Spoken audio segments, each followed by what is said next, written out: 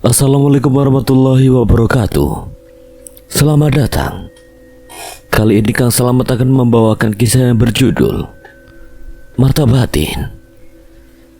Cerita ini ditulis oleh Nana Wazet. Dan sebelum kita masuk ke ceritanya, buat kalian yang belum subscribe channel ini, tekan tombol subscribe-nya terlebih dahulu dan tekan tombol notifikasinya agar kalian tidak ketinggalan romansa lainnya dari Kang Slamet.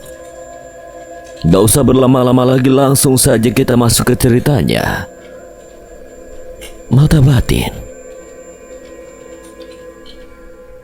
Prilly tertawa kecil melihat Abdul yang menarik Ali seperti guru BK yang sering Prilly temui di sekolah. Hampir setiap hari menarik baju Ali dari belakang seperti gantungan. Selalu saja Ali yang menjadi incaran guru BK. Anak itu memang nakal, mirip si kancil yang suka mencuri mentimun.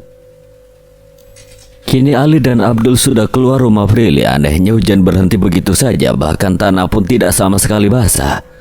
Untung saja Ali tidak menyadari itu, hanya Abdul yang mengerti. Keduanya sudah berada di mobil dan melanjutkan perjalanan. Gue mau nyium si Riri, lu main tarik-tarik aja. Ngeles aja kayak bajai. Si Riri tidur, jelas-jelas gue lihat bibir lu mau nyium Prilly. Dia bukan cewek biasa, lu gak bisa memperlakukan dia kayak lu memperlakukan mantan-mantan lu dulu, Li. Maksudnya emang si Prilly kenapa? Bukan cewek biasa maksud lu? Ya dia kan kayak bidadari. Lihat aja dia baik banget, hatinya lembut. Abdul sengaja mengalihkan karena Abdul tahu Prilly tidak ingin sampai Ali tahu, kecuali Prilly sendiri yang mengatakannya. Karena tadi saat Abdul berjabat tangan dengan Prilly, walaupun sebentar tapi terbaca jelas isi hati Prilly yang mengatakan, semoga Abdul bisa rasain, aku gak mau sampai Ali tahu kalau aku indigo. Aku takut Ali malah jauhin aku, terkecuali aku sendiri yang berani bilang. Iya anjing, gue juga tahu itu mah. Dia istimewa, gue gak akan apa-apain dia juga. Kalau sama dia gue ngerasa cinta gue tulus. Masa? Dulu juga bilangnya ke si Angel Valesa, ini Reni bilangnya lu tulus, tanya lu tinggalin. Itu mah cewek-cewek murahan aja yang mau gue pakai, abis itu gue tinggalin. Lagian gue mah ke mereka cuma mau enak-enak doang. Beda kalau ke Prilly, gue tulus sama dia. Tulus tapi tadi lu mau nyium. Wajar lah, kan gue sayang sama dia. Lagian gue mau nyium pipi bukan bibir, gak berani gue kalau ke dia. Abdul tertawa kecil melihat wajah Ali yang seserius itu. Abdul tahu Ali menyayangi Prilly karena dengan perjuangannya tadi sudah cukup menjelaskan rasa sayangnya. Ngapain lu ketawa? Lu pikir gue lagi ngelawak? Gue serius nih. Gue percaya bro. Abdul menepuk-nepuk pundak Ali. Ali kembali fokus menyetir. Waktu sudah semakin larut dalam kegelapan.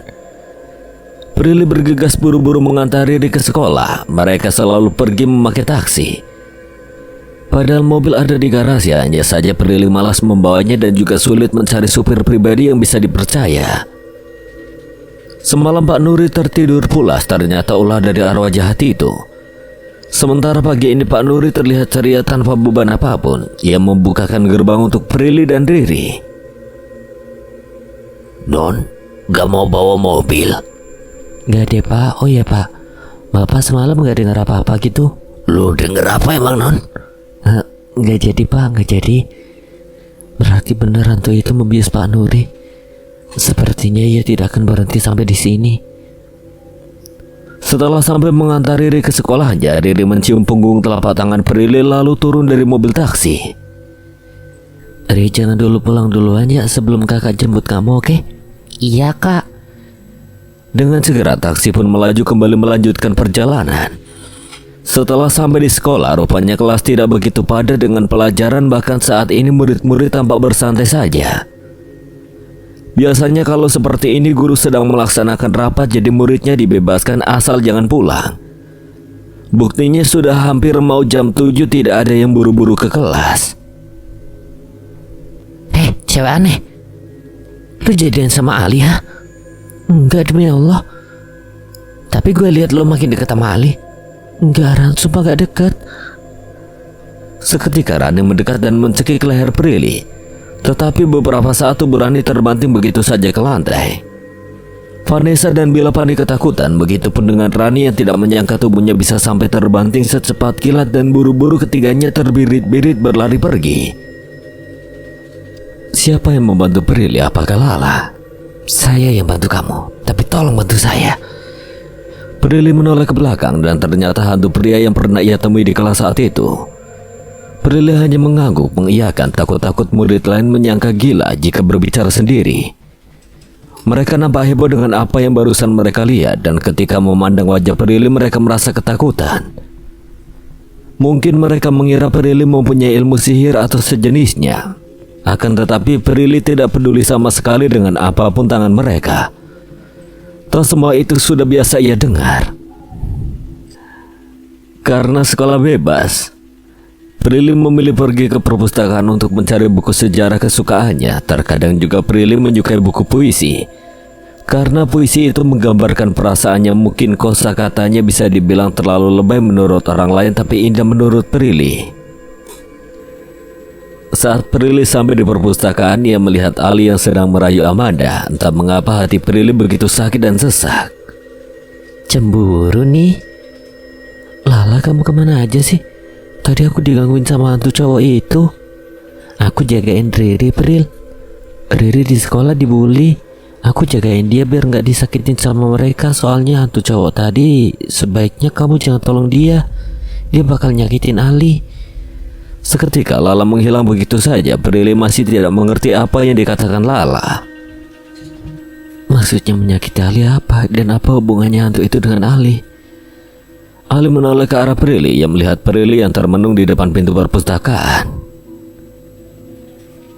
Manda, teks ya nomornya, nanti gue hubungin lu. Prilly masih tak mengerti apa yang dimaksud Lala. Beberapa kali ia berpikir soal apa yang dikatakan Lala. Namun hasilnya tidak menemukan apa-apa. Biasanya Prilly bisa melihat masa lalu seseorang lewat fokus pikiran, namun kali ini fokusnya hilang karena menahan rasa cemburu sejak tadi. Ali? Apa sayang? Ngapain di situ? Dengan tanpa rasa bersalahnya kamu masih panggil aku sayang, Li. Setelah apa yang barusan aku lihat. Ya Allah, Pril, sadar kamu bukan siapa-siapa Ali. Jadi Ali berhak dengan siapapun. Gak ngapa-ngapain.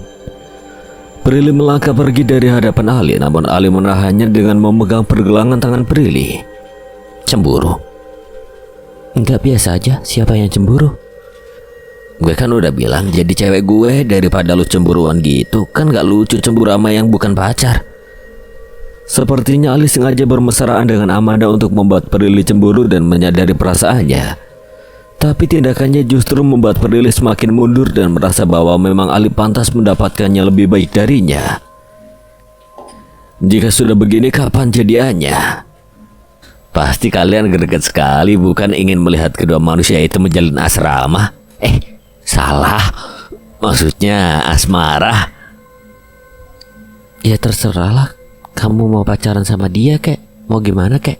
Bukan urusan aku dan aku gak cemburu. Yakin? Iya. Prilly pergi dari hadapan Ali. Ia benar-benar kesal mengapa Ali begitu mudah menjadi orang yang menyebalkan, bahkan menjebak Prilly dengan senjatanya itu. Daripada di kelas tidak ada kegiatan, lebih baik Prilly menjemput Riri untuk segera pulang. Namun beberapa kali ponselnya bergetar. Pulang bareng ya sayang. Prilly tidak memperdulikan pesan chat dari Ali. Ia segera bergegas pergi keluar kelas. Setelah berjalan melewati koridor sekolah, Prilly melihat Ali yang sedang asik ngobrol dengan Amanda. Dasar playboy. Di WA bilang pulang bareng, taunya malah godain cewek lain. Dengan sangat terpaksa Prilly harus melewati Ali dan juga Amanda. Ali melirik senyum ke arah Prilly, sementara Prilly memasang wajah datar dan pura-pura tidak memperdulikan keberadaan pria itu dengan gadis lain. Ali tahu bahwa Prilly cemburu berat padanya, hanya saja Prilly gengsi mengatakannya. Manda, lu mau gak jadi cewek gue? Ucap Ali dengan cepat mencium tangan Amanda di hadapan Prilly. Sungguh Prilly tidak bisa menahan lagi rasa sakit di dadanya. Ia berlari pergi dengan air mata yang menetes membasahi pipinya. Jahat banget, sumpah Ali jahat. Aku kan udah bilang kenapa nggak terima Ali aja. Giliran Ali nembak cewek lain kamu malah nangis. Lah kamu gak tahu kan tadi Ali itu chat aku ngajak pulang bareng, tapi taunya sekarang Ali malah nembak cewek lain. Lala menghilang begitu saja karena Ali berada di belakang Prilly dan memeluk Prilly dari belakang lalu memposisikan duduk di belakang Prilly. Apa sih? Ayo lo ketawa nangis, pasti gak terima kan gue nembak si Amanda? Aku... Udahlah Prilly, jadi pacar gue ya. Gak mau, kamu udah nembak Amanda. Terus ngapain nembak aku juga? Berarti aku jadi yang kedua dong. Apa sih? Itu cuma bohongan doang. Aku sama Amanda udah konfirmasi, sengaja dibuat-buat. Jadi bohongan? Iya. Gimana? Kamu mau kan jadi cewek aku? Mengingat ucapan Lala yang katanya Ali akan tersakiti, Prilly benar-benar takut. Prilly tidak mau Ali masuk ke dalam kehidupannya. Lalu bagaimana cara memberikan alasan pada Ali? Maaf, aku udah punya yang lain, Li. Bohong kan? Bercanda nih pasti. Kalau udah punya yang lain ngapain lo nangis gitu? Aku nangis soalnya tadi jatuh pas turun tangga. Gak lucu. Ali dengan cepat berdiri dan melangkah pergi dari hadapan Prilly. Sepertinya Ali benar-benar marah pada Prilly. Tetapi Prilly mencoba berusaha mengejarnya. Ali jangan marah, kita masih bisa temenan. Gak, gue maunya pacaran Pril. Gue udah ngebat banget nyaman sama lu. Tapi aku gak bisa. Kenapa? Lu nyaman sama cowok itu? Siapa sih emang? Kita masih bisa temenan Ali. Aku mohon jangan kayak gitu. Lepasin gue. Kamu gak akan ngerti Ali, aku gak bisa. Kita beda, maaf. Bodoh, kenapa kamu ngelepasin Ali gitu aja sih Pril? Kamu tau gak sih, dia itu sayang banget sama kamu. Lala benar-benar gemas dengan sikap Prilly yang keras kepala, padahal sudah jelas-jelas keduanya saling mencintai. Sampai kapan main kejar-kejaran tanpa status? Seharusnya Prilly percaya bahwa pria yang sudah benar mencintai, maka akan menerima segala kekurangan ataupun kelebihan dari pasangannya. Lah, aku cuma gak mau dia masuk ke kehidupan aku. Aku masih ingat tadi pas di perpus kamu bilang arwah lelaki itu bakal nyakitin Ali. Maksud kamu apa? Seharusnya kamu bantu Ali keluar dari masalah dengan hantu cowok itu. Lagi-lagi Lala memberikan teka-teki yang tidak sama sekali Prilly mengerti. Prilly memijit pelipisnya Laun. Ia nampak harus berpikir keras dengan apa yang Lala katakan kepadanya. Aku gak ngerti kenapa jadi serba salah gini. Aku ini kan Prilly bukan Raisa. Prilly terus mengingat soal arwah itu. Tanpa disadari ingatannya mengundang arwah itu untuk datang ke hadapannya. Kamu mau apa kesini? Kamu yang mengundang aku. Kamu bilang kamu akan membantu aku. Sebenarnya apa yang terjadi dengan kamu? Arwah itu berdiri di hadapan Prilly dengan wajah menyeramkan. Wajah mengeluarkan aroma tak sedap membuat Prilly mual seketika. Nana dan darah bercampur di sekitar wajahnya hingga menimbulkan bau busuk yang luar biasa. Ali orang jahat, dia yang membuat aku mati. Prilly melohok tak percaya bagaimana mungkin Ali yang di hadapannya baik dan selalu bersikap manis mempunyai sikap psiko hingga membuat orang lain tewas. Rasanya itu di luar dugaan. Kak, kakak bukain pintunya, Kak. Prilly tidak menghiraukan suara yang berada di depan pintunya. Ia fokus berkomunikasi dengan arwah pria itu. Apa yang kamu mau dari Ali? Kematian dia harus mati seperti teman-temannya yang lain. Apa yang Ali lakukan terhadap kamu? Seketika arwah itu menghilang, Riri berhasil membuka pintu kamar Prilly yang dibantu oleh Lala. Kak, kakak gak apa-apa. Prilly, apa yang arwah itu lakukan sama kamu? Prilly menarik ulur napasnya berkali-kali. Ia benar-benar panik dan takut. Ia tidak akan membiarkan arwah itu menyakiti Ali, sebab bagaimanapun Ali adalah pria yang Prilly cintai, walaupun tidak bisa Prilly miliki. Aku harus ketemu Ali. Prilly mengambil ponselnya dan menelpon Ali, namun tidak ada jawaban sama sekali. Coba kamu samperin ke base campnya, Pril. Dia ada di sana. Kamu yakin? Ya, aku yakin, aku ikut ya. Kamu jaga diri ya. Di mana alamat base campnya? Cafe Mangga 2. Kakak jangan tinggalin Riri. Riri, kakak ada urusan. Kamu sama Lala dulu ya. Riri pasrah dengan ucapan Prilly walaupun sebenarnya ia tidak mau ditinggalkan Prilly. Prilly segera mengambil hoodie agar tidak kedinginan saat menempuh perjalanan, kemudian mengambil kunci mobil yang ada di meja, lalu pergi keluar untuk mencari Ali.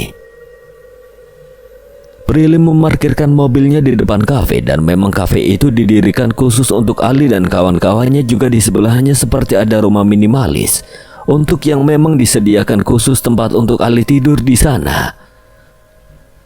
Ali memang terlahir dari orang berada sampai-sampai ia meminta orang tuanya mendirikan kafe dan basecamp khusus untuknya. Prilly turun dari mobilnya dan menghampiri beberapa orang teman Ali. Permisi. Sapa Prilly agak gugup karena ini pertama kalinya ia berani memperlihatkan diri dan bersikap ramah di hadapan banyak pria. Ada cewek cantik, kenapa manis? Cari siapa? Tanya salah satunya, dan nampak semua pria itu memperhatikan Prilly dengan tatapan mupeng. Ya wajar saja karena mereka ini kan bagian kelompok Ali yang memang notabene suka goda-goda cewek-cewek cantik.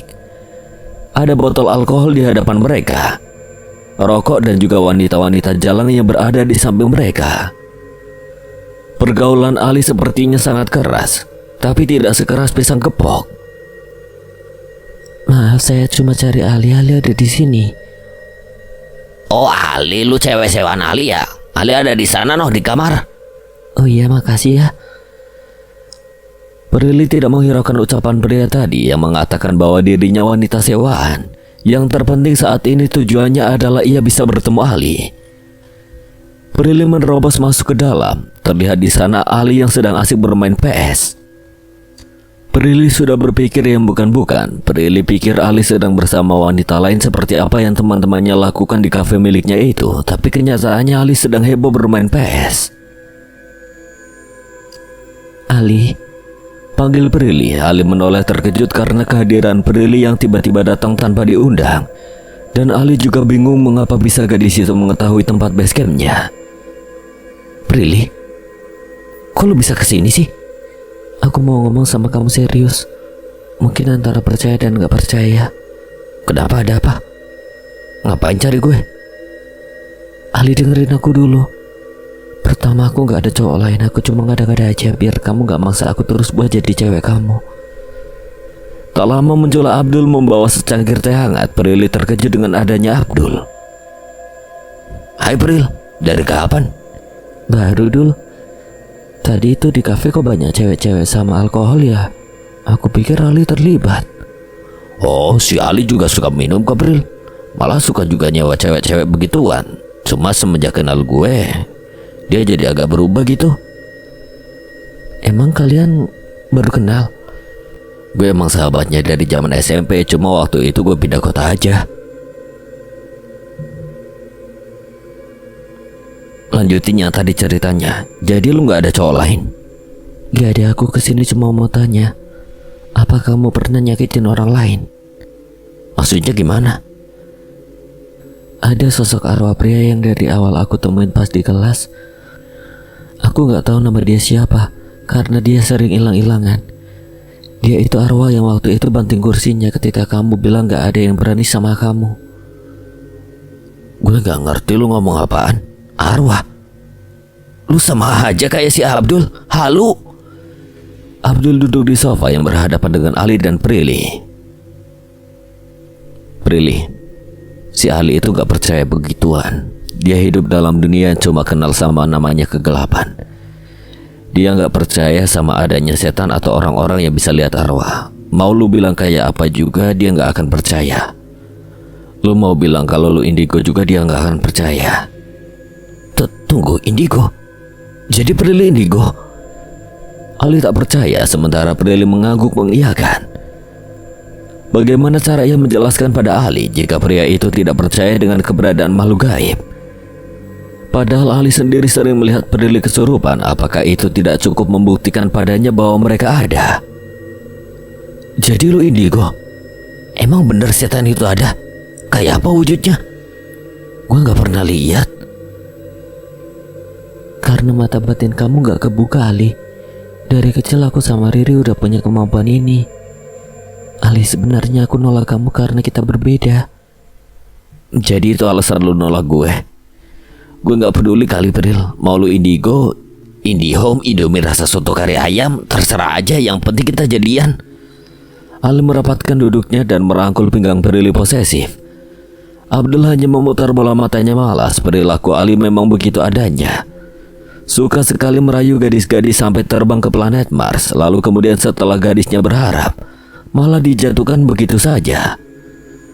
Namun kali ini berbeda dengan rayuannya yang lontarkan pada Prilly. Matanya menunjukkan ketulusan.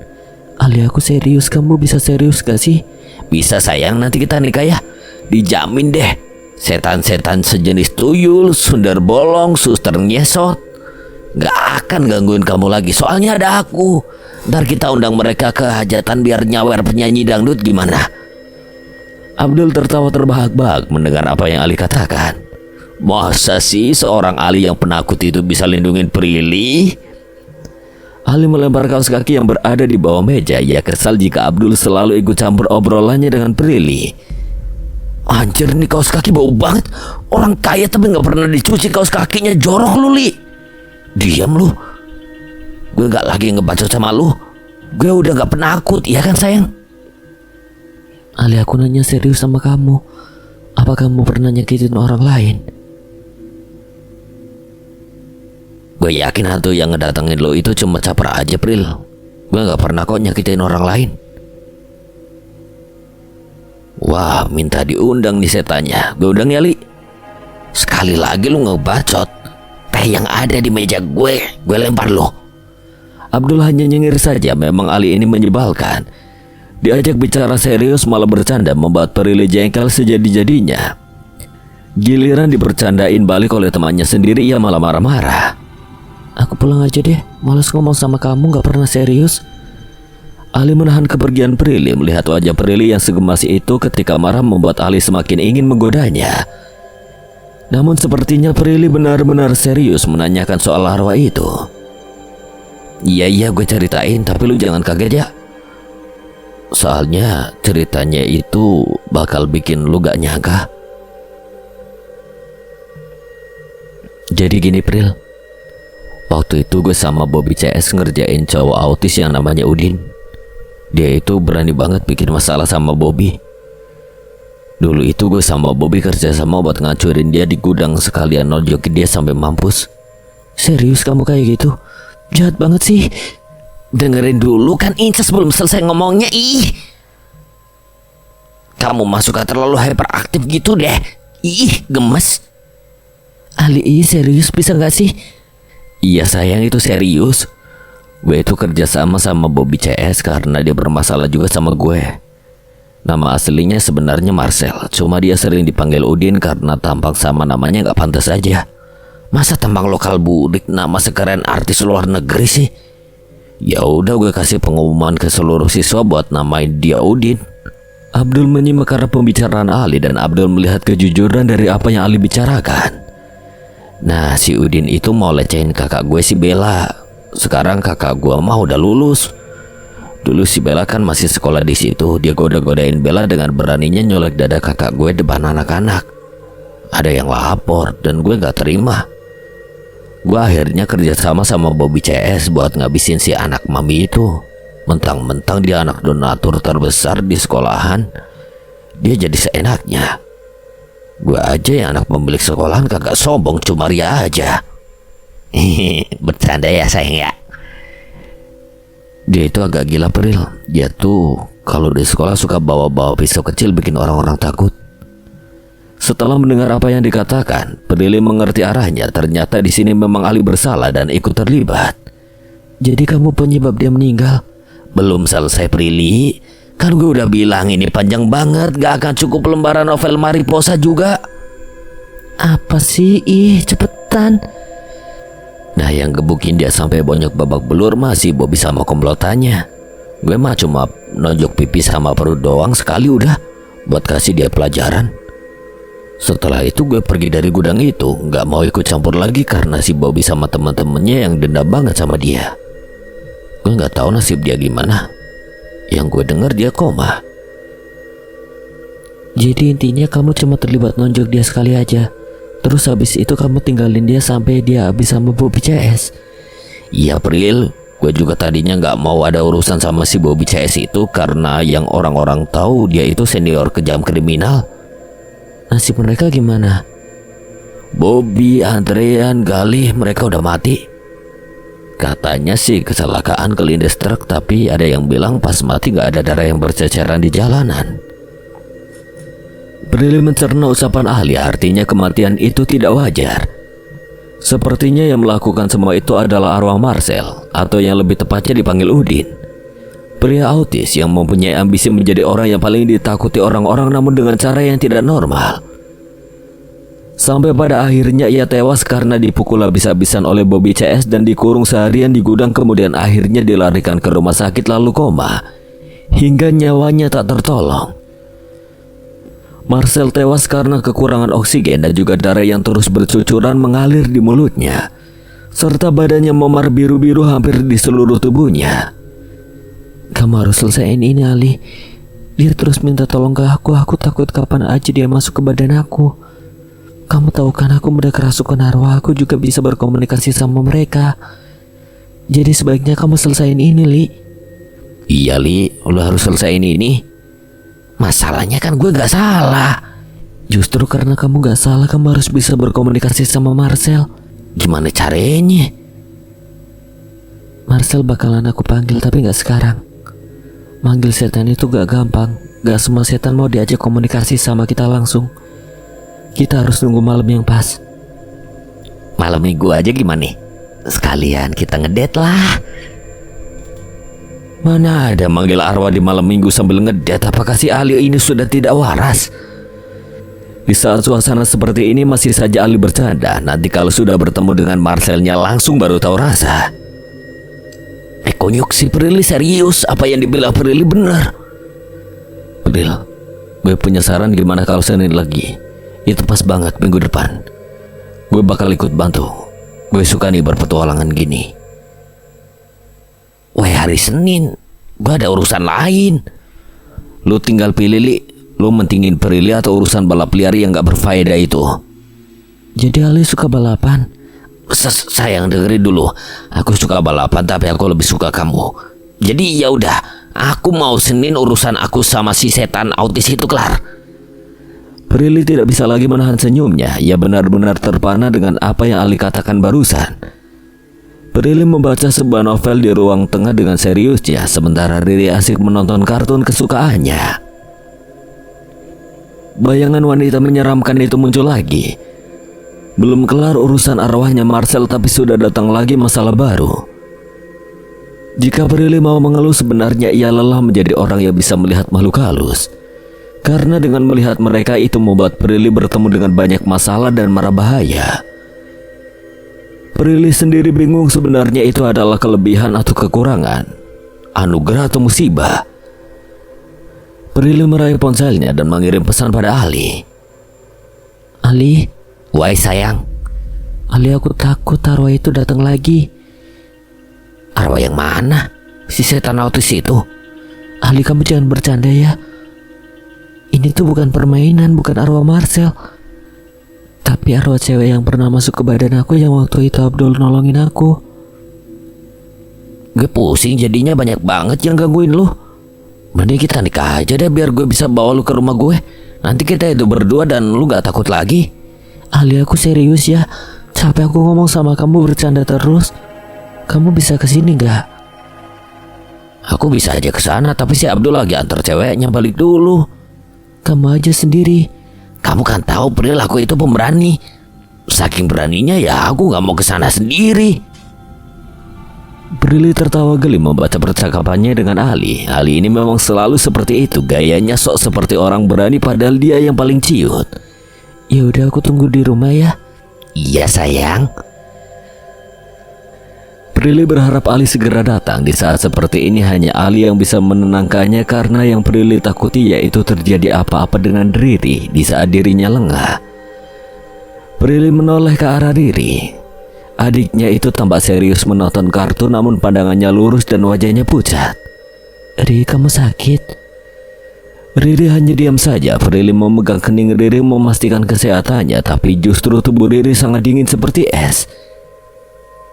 Riri, kamu kenapa?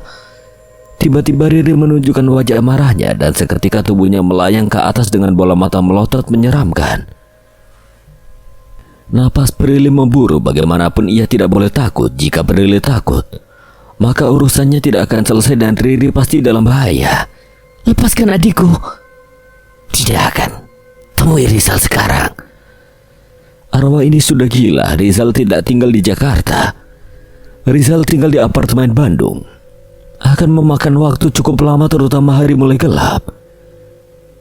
Prilly meraih ponselnya dan menelpon Ali beberapa kali, tapi tidak ada respon apapun. Ali, ayo angkat, aku takut. Saya tidak akan melepaskan adikmu jika kamu tidak bisa membawa Rizal ke hadapan saya. Apa urusan kamu dengan Om Rizal? Cepat bawa dia atau anak ini akan mati. Jangan sakiti adikku. Hanya dia keluargaku yang tersisa, aku mohon lepaskan dia. Prilly menangis histeris. Ia benar-benar panik dengan Riri yang melayang ke atas seperti itu dan wajah yang menyeramkan. Arwah itu membanting Prilly dengan energinya sampai Prilly tersungkur ke meja ruang tengah. Kening Prilly mengeluarkan darah segar karena tersungkur meja. Tolong jangan sakiti adikku. Arwah itu benar-benar jahat. Ia mengamuk emosi, bahkan angin kencang ia buat agar rumah berantakan. Pak Nuri yang melihat keributan di dalam rumah Prilly, ia segera mengetuk-ketuk pintu rumah Prilly karena panik. Non Prilly, bukan non, apa yang terjadi?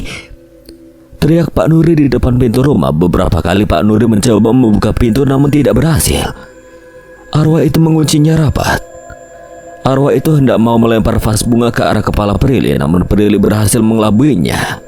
Ia berlari menuju ruang lain. Mau kemana anak manis?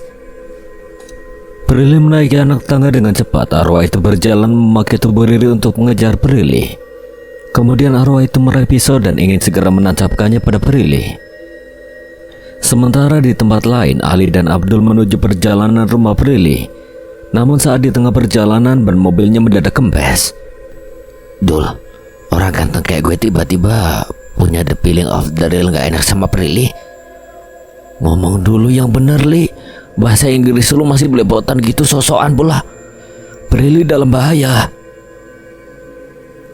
Kita gak bisa nunggu orang bengkel. Mending kita kesana naik ojek. Kalau gak, Prilly gak akan selamat. Ali dengan cepat meraih ponselnya untuk memesan ojek online. Urusan mobilnya biar nanti menjadi urusan bodyguardnya. Dalam beberapa menit ojek sampai. Ali dan Abdul segera menaiki motor berwarna putih itu. Berboncengan bertiga, walaupun mepet-mepet, yang penting Ali segera sampai di rumah Prilly dan Prilly selamat. Bang, bisa cepetan kagak sih? Ini udah paling cepet kan, perjalanannya lumayan masih jauh. Ya elah bang, lu pakai kecepatan 100 km aja biar cepat sampai bisa kan? Saya tidak mau mati konyol. Stop dulu bentar bang. Ali menyuruh Kang Ojek menghentikan motornya. Mendadak buru-buru Kang Ojek memiringkan motornya untuk dihentikan.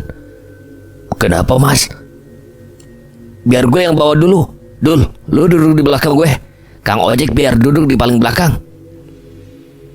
Apa-apaan Ali ini? Yang jadi ojek siapa? Yang suruh duduk di belakang siapa? Sementara Abdul dan Kang Ojek tidak bisa berbuat apa-apa selain pasrah. Lalu Ali mengambil alih posisinya untuk duduk di depan mengendarai motor tersebut. Gila lu Jali. Udah jangan banyak protes Kang Ojek. Lu duduk di paling belakang ya. Pegangan si Abdul. Kang Ojek hanya pasrah. Daripada jadi ribut, apalagi wajah Ali itu sedang marah. Lebih seram daripada setan janda bodong. Ini sungguh gila. Mereka berboncengan bertiga. Ali mengendarai motor dengan kecepatan tak lazim, hingga membuat Kang Ojek refleks memeluk Abdul. Pak, jangan peluk-peluk dong pak, bukan muhrim. Saya takut jatuh mas. Ini yang bawa gak kira-kira. Takut sih takut pak, tapi jangan peluk saya dong. Kan saya masih normal. Bukan gitu, kalau saya jatuh nanti gimana? Ya biarin aja, jatuh kan ke bawah ini pak. Lah nanti pantat saya lecet. Tinggal obatin pakai balsam kan beres. Panas dong pantat saya. Ya nggak apa-apa, pantat situ kan bukan pantat saya. Ali semakin mempercepat perjalanannya. Semakin cepat kecepatan motornya, maka Kang Ojek semakin mempererat pelukannya dengan Abdul. Li, pelan-pelan nggak pak? Lu gila ya tega ngebiarin teman sendiri dilecehin. Udahlah Dul, jangan banyak bacot. Gue gak mau Prilly sampai kenapa-napa. Dalam hitungan beberapa menit, kini akhirnya sampai juga di rumah Prilly. Di sana terlihat Pak Satpam yang sedang berteriak-teriak mencoba mendobrak pintu. Ali segera turun dari motor, begitupun dengan Abdul. Keduanya panik dan dengan cepat membuka pintu gerbang. Woi, bayar dulu dong. Aduh, gue lupa belum bayar. Gak ada kembaliannya mas. Ambil aja. Makasih ya mas. Ali buru-buru berlari masuk ke dalam rumah Prilly. Untung saja gerbangnya tidak dikunci. Pak Nuri terus berteriak memanggil nama Prilly beberapa kali, mencoba mendobrak pintu dengan sekuat tenaga, namun tidak bisa. Awas pak, biar saya aja sama Abdul yang dobrak. Ali dan Abdul mencoba mendobrak pintunya, namun tidak juga berhasil. Gila ya, gue udah keluarin tenaga sampai keringet gue bercucuran gini kayak habis kerja bangunan, tetep aja pintunya nggak bisa didobrak. Ini pintu apa hati sih? Kok susah amat dibukanya? Ya sedikit curhat juga lah, kapan lagi kan bisa curhat bareng Pak Satpam rumahnya Prilly. Li, kayaknya pintu ini bukan harus didobrak. Maksud lu digimanain? Diputer, dijilat terus dicelupin gitu? Abdul menonyor kepala Ali dengan gemasnya. Ali ini di saat suasana sedang serius malah terus-terusan bercanda tidak jelas. Gue serius Kunyuk, ini mah harus pakai doa. Lu bisa Al-Fatihah kan? Ya bisa lah bego. Emang gue manusia jenis apaan gak bisa baca Al-Fatihah? Yang awalnya Qul a'udzu birabbinas kan? Itu mah surat An-Nas PA. Al-Fatihah yang alhamdulillahirabbil alamin ar-rahmanir rahim. Oh iya, maksud gue itu. Ngeles mulu kayak baja lo. Pak Satpam juga ikut baca doa ya pak. Ketiganya membaca Al-Fatihah bersamaan selama 3 kali, dan dengan ayat kursi yang juga Abdul lontarkan, angin semakin kencang. Akhirnya pintu itu terbuka. Prilly menangis di bawah tangga sementara Riri masih melayang. Ketika melihat Abdul, arwah itu menghempaskan Riri ke lantai dan untung saja Abdul menahannya. Jika tidak maka Riri sudah terbentur. Prilly! Ali berlari memeluk Prilly yang ketakutan di bawah kolong tangga dekat dapur. Lepasin. Kenapa datang terlambat? Kamu tahu aku hampir mati, Li. Lihat ini. Ya Allah Pril, gak gitu. Tiba-tiba ban mobil gue bocor di pertengahan jalan. Gue sama Abdul sampai calling ojek online. Ya udah gini, sekarang kita ke rumah sakit ya. Ali segera menggendong Prilly sementara Prilly masih menangis sesegukan akibat masih syok dengan kejadian tadi. Gue gimana Li? Lu jagain Riri dulu ya. Gue mau bawa Prilly ke rumah sakit. Lukanya harus diobatin. Oke. Kunci mobil kamu di mana sayang? Di meja sana. Ali meminta agar Abdul melemparkan padanya. Lalu setelah itu Ali membawa Prilly ke rumah sakit secepatnya. Setelah 2 jam menunggu Prilly, akhirnya dokter memperbolehkan Ali masuk. Kaki Prilly terpaksa harus dijahit. Untung saja Ali segera membawanya ke rumah sakit. Jika tidak, mungkin Prilly akan kekurangan darah karena darahnya terus bercucuran deras. Pasien belum boleh pulang karena keadaannya masih mengkhawatirkan. Lukanya cukup dalam. Dok, saya nggak mau dirawat inap di sini. Saya pulang aja, Riri butuh saya. Baiklah, kamu boleh pulang, tapi kamu membutuhkan perawatan yang intens ya. Jangan dipaksakan berjalan jika masih sakit. Baik dok. Ali menatap Prilly kasihan, mengapa nasibnya harus seperti ini.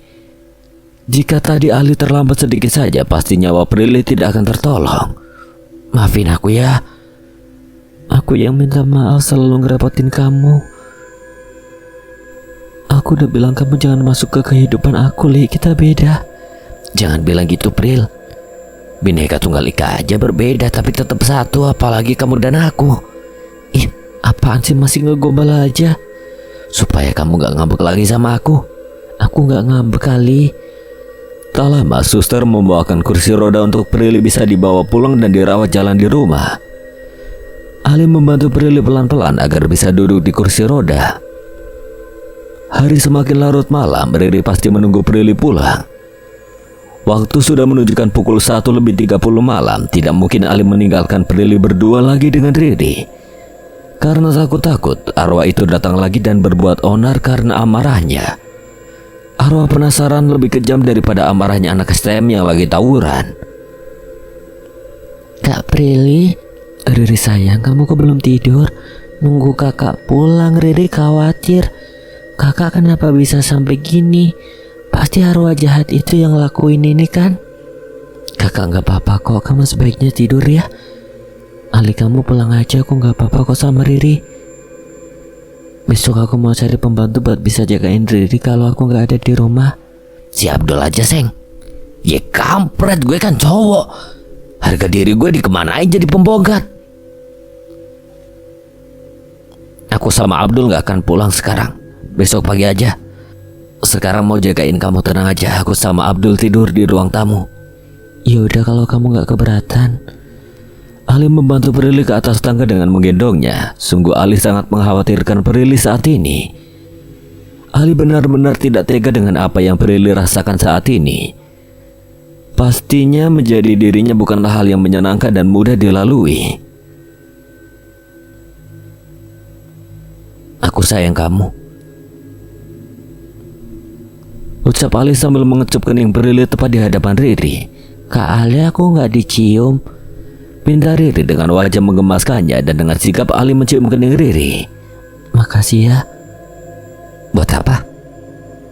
Buat kamu yang selalu ada buat aku.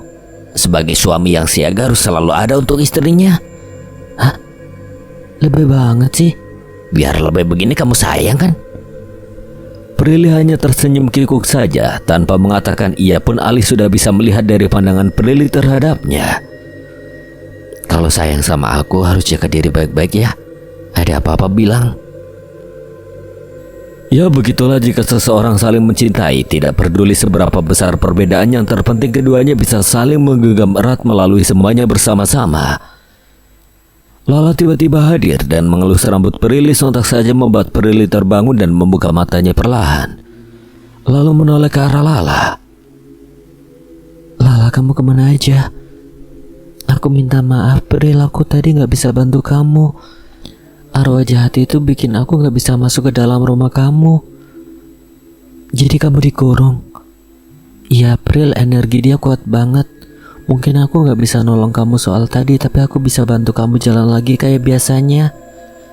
Lala memegang kaki Prilly. Sedikit nyeri yang Prilly rasakan ketika Lala memberikan energinya untuk membuat Prilly bisa kembali berjalan seperti biasanya. Coba kamu bangun dan jalan sedikit. Prilly lalu bangkit dari tempat tidurnya. Benar saja, Prilly bisa berjalan normal kembali seperti biasanya. Lala, makasih ya. Prilly tersenyum senang. Ingin sekali ia memeluk Lala, namun sayangnya Lala arwah tidak bisa dipegang dan dipeluk seperti teman manusia pada umumnya. Aku pergi dulu ya. Ada Abdul, dia rajin banget dikirnya. Aku sedikit panas. Lala kemudian menghilang begitu saja. Walaupun Lala hantu baik, tetapi jika mendengar ayat-ayat suci ia akan merasa kepanasan juga. Pagi harinya Prilly turun dari anak tangga dengan keadaan sudah rapi, memakai seragam, hendak mau pergi ke sekolah. Tadinya ia mau membangunkan Riri, tapi kasihan Riri masih tertidur pulas. Prilly melihat Ali yang masih tertidur di sofa, sementara Abdul sudah menikmati kopi hangat di hadapannya. Abdul, Ali masih tidur. Loh Pril, lu udah bisa jalan? Iya, Ali masih tidur ya Dul. Kok bisa Pril? Iya tuh, si Abdul masih tidur. Ngorok lagi, padahal kan hari ini harusnya sekolah. Kayaknya dia kecapean deh. Prilly tidak menjawab pertanyaan Abdul soal kakinya yang tiba-tiba sembuh. Toh Abdul pastinya akan bisa melihatnya sendiri dengan kemampuan yang sama. Pril, hantu penjaga rumah lu baik ya? Gue kan nanya di mana beli kopi, dia malah nunjukin ada di rak kopinya, nggak usah beli. Ya udah gue bikin, sorry ya gue lancang. Gak apa-apa kali Dul, santai aja, pasti Lala kan yang nunjukin. Gue nggak tahu namanya, dia hantu Jepang yang nggak serem sama sekali. Kamu suka Dul?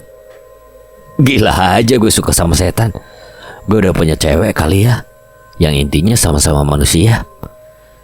Obrolan keduanya membuat Ali terbangun dari tidurnya. Ia terkejut saat melihat Prilly duduk di sofa dengan keadaan santai-santai saja, seperti tidak merasakan sakit. Anjing Abdul, lu gedong mini gue ya? Ye fitnah nih orang. Orang Prilly udah bisa jalan juga. Serius Pril, kamu udah bisa jalan? Iya, aku udah bisa jalan kok. Kamu gak mau sekolah, Li? Ali memperhatikan Prilly sudah rapi memakai baju seragam. Kamu mau ke sekolah, Pril? Ya iyalah, aku kan udah sembuh. Ali mencubit tangan Abdul. Ia benar-benar tidak percaya mengapa bisa Prilly sembuh secepat itu. Tapi yang menjadi pertanyaan, mengapa harus tangan Abdul yang dicubit? Aduh, sakit Pak. Ngapain lu cubit gue? Gue kan cuma mastiin ini mimpi apa kenyataan. Jangan tangan gue juga lah yang dicubit. Kenapa gak tangan lu sendiri? Kagak mau ah. Nanti tangan gue yang mulus putih ini menyebabkan warna keungu-unguan. Mending tangan lu aja yang hitam. Kan kagak kelihatan memarnya. Memang si Abdul kulitnya tidak seputih Ali, tapi Abdul cukup tampan dengan wajah yang manis. Berkumis tipis, rambut hitam rapi, bibir tipis menggoda, terutama pria itu hobinya membaca Quran. Jadi apakah masih diragukan aura ketamanan Abdul? Prilly tertawa kecil mendengar perdebatan tidak penting dari keduanya. Kok bisa sih Pril sembuh secepat itu? Oh apa semalam lo habis minum ramuan jamu gedong ya? Udah gak usah dibahas, kamu mau sekolah gak?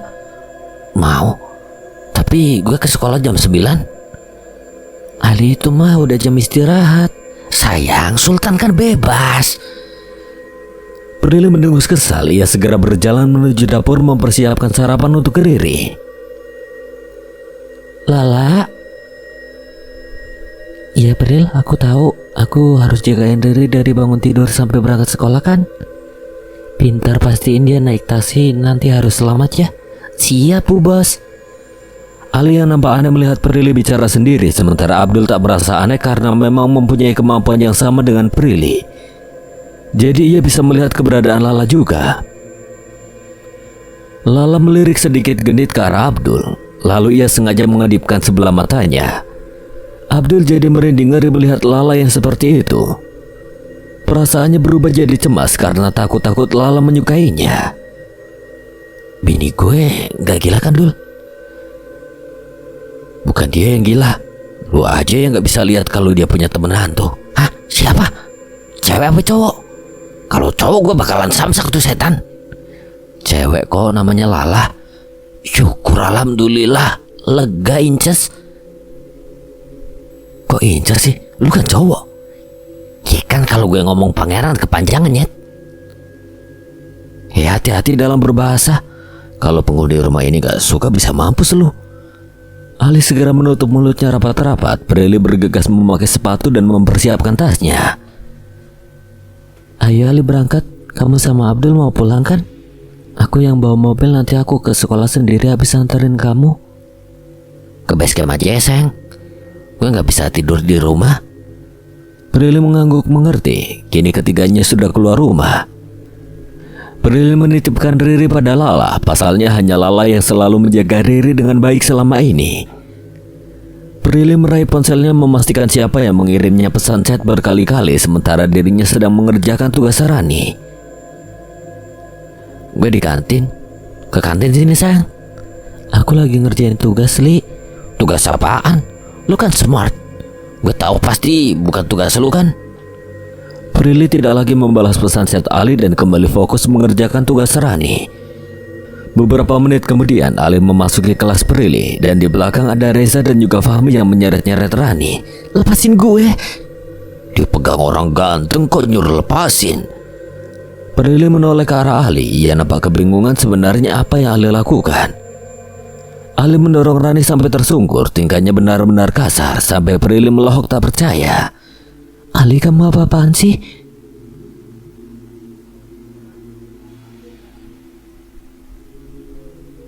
Diam lo, ini semua pasti karena lu ngadu kan? Gue gak akan segan-segan ngabisin dia kalau dia berani nyakitin lo. Gue tahu itu tugas si Rani. Jangan harap dia masih ada di sekolah ini. Gue sendiri yang bakal ngeluarin dia dan komplotan dia. Dia cuma bakteri. Rani seketika berlutut di hadapan Ali dan memohon untuk tidak mengeluarkannya. Gue mohon Li, jangan keluarin gue mohon. Lu berdua ngapain diam aja goblok? Seret dia keluar dari kelas. Keduanya segera membawa Rani keluar kelas sementara Prilly menggeleng tak percaya dengan perilaku Ali. Sungguh Ali ini hatinya lembut hanya dengan Prilly saja. Dengan yang lain ia begitu kejam seperti monster. Kini di kelas hanya tinggal Ali, Prilly dan juga satu orang pria culun yang sedang membaca buku. Kamu ngapain coba kayak gitu kasar? Siapapun yang nyakitin kamu, aku gak bisa lembut-lembutin dia sayang. Ya tapi aku gak suka. Ya karena kamu sukanya sama aku.